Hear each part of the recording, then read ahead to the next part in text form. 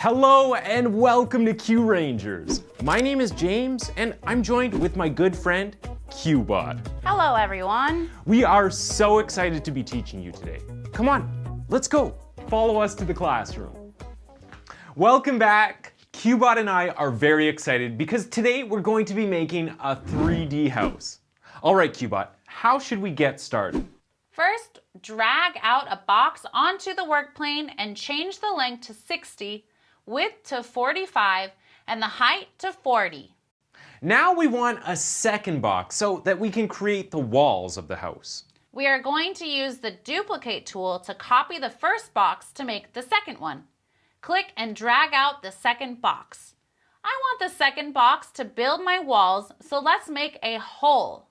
Change the length to 50 and the width to 35. Select the two shapes. Click on the Align tool and click on the spots in the middle so that the boxes are perfectly aligned.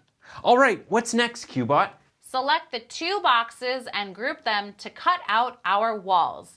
But we're missing something, James. Oh, our door! We need to make our door. Drag the whole box and set it in your house so that from the top you can see that it's partly outside of the wall and partly inside of the house. Change the length of the whole box to make a smaller rectangle.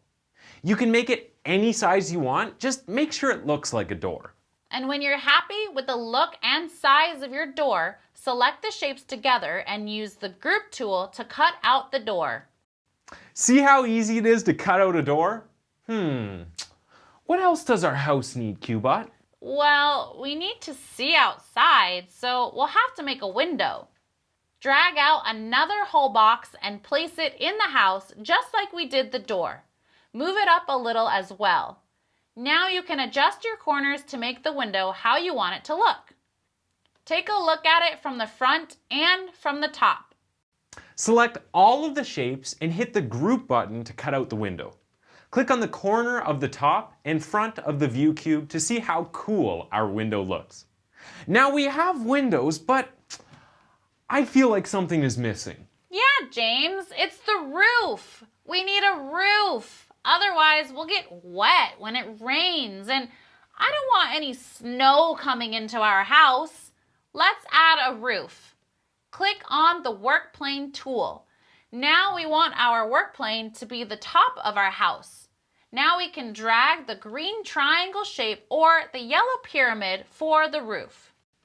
I like the green triangle. Okay, let's use the green triangle.